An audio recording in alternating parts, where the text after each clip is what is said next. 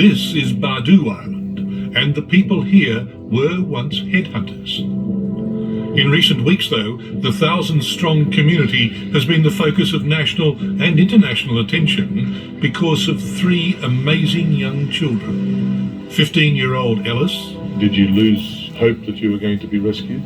Yeah. 10-year-old Norita. Who was the boss? You or your sister or your brother? My brother.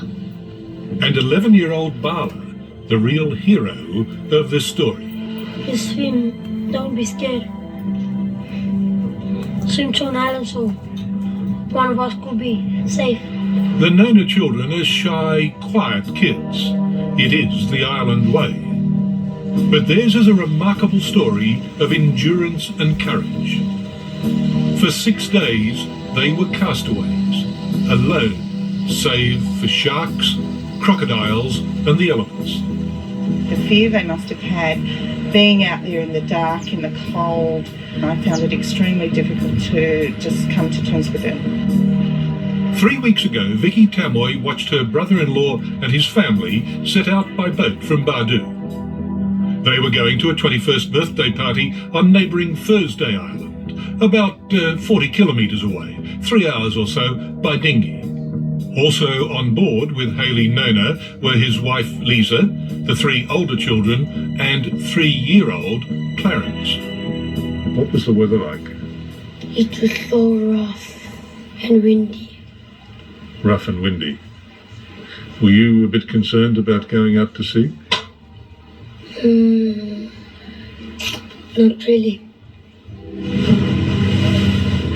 Like all islanders in these parts, the family was used to going to sea in small boats and in all sorts of weather. Here they call these boats TI taxis or Torres Strait Commodores.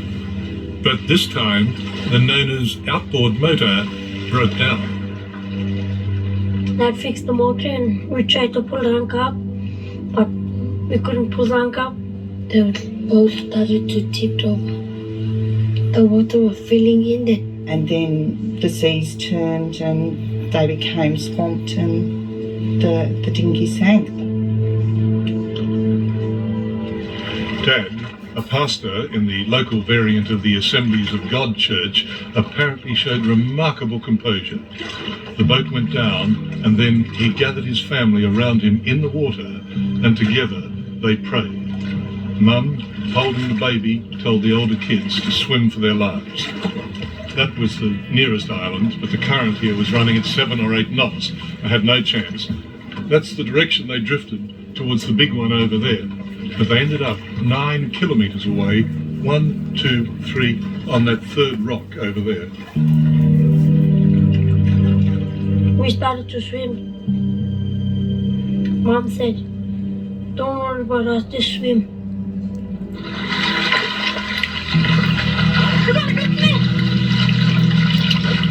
The mother told them to, save your life, swim. Local elders like Richard Bowie believe the parents' decision was the only one they could have made, to stay with the youngest and hope that the older children would make it to shore. It was a decision made knowing that they themselves would likely die.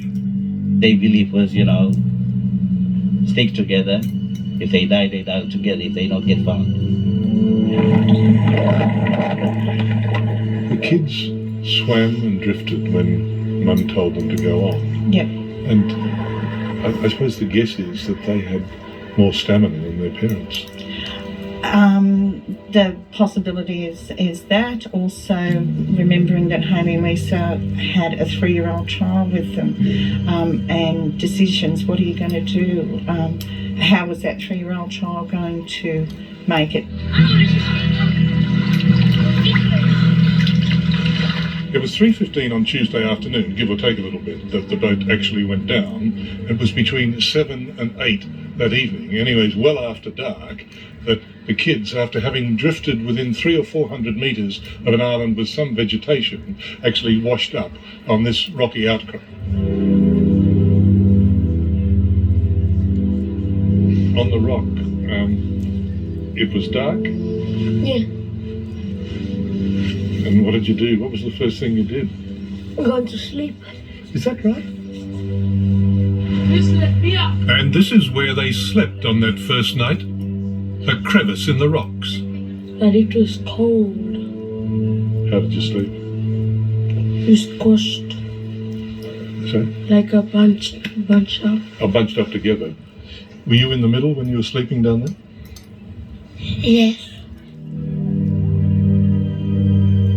For the first 4 days of their ordeal, the children sat, stood, slept, and waited.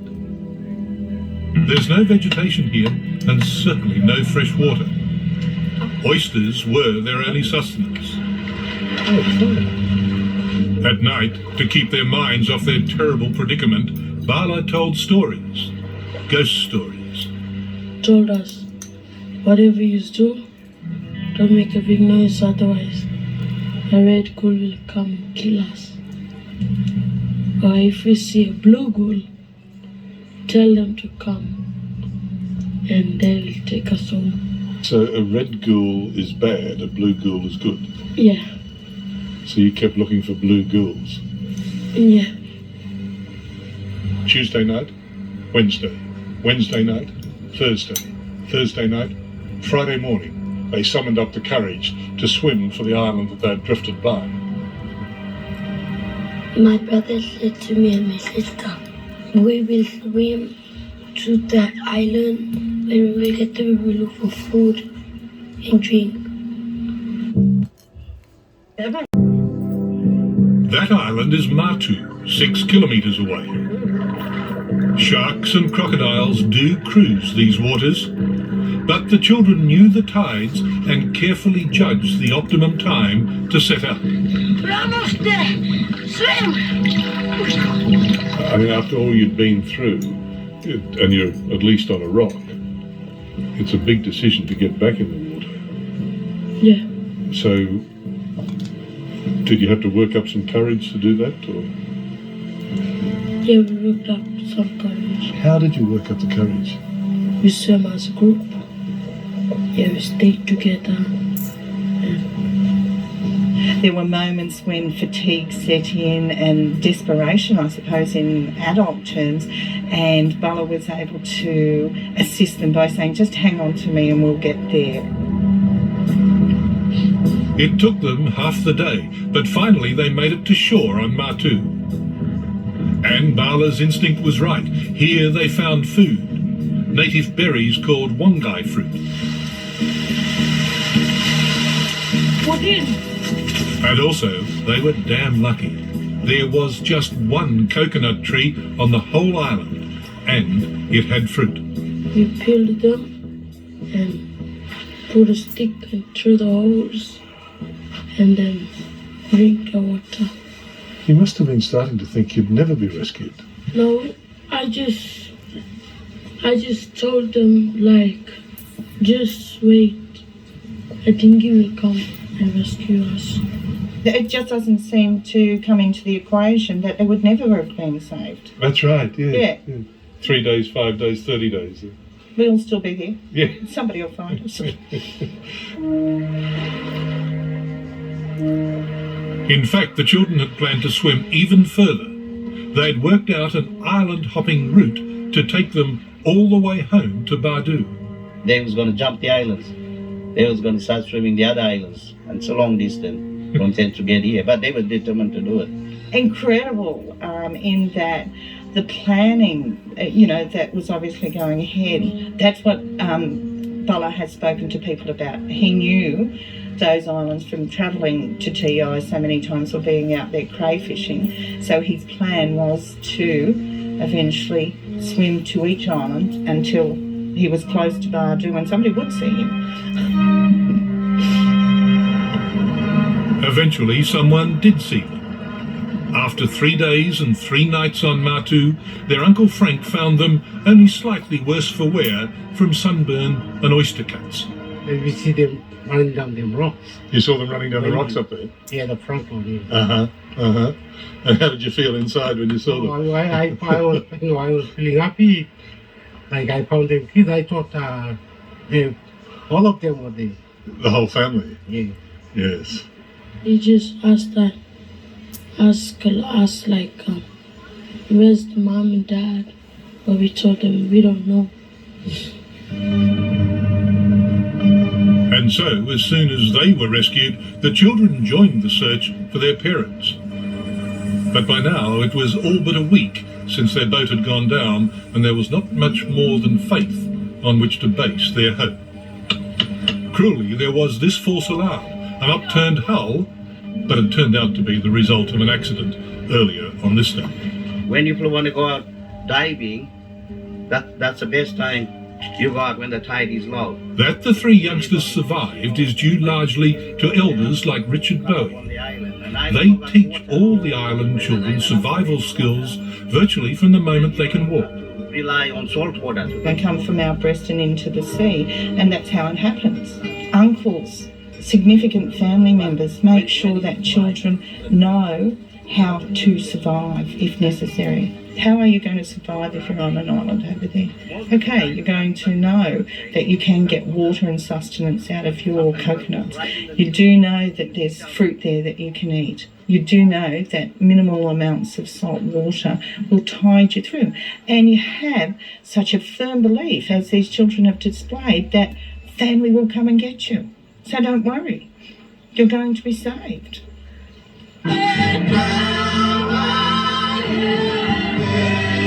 But the joy of having the children home was tempered by the tragedy of their lost parents and little brother. A memorial service was held last Sunday.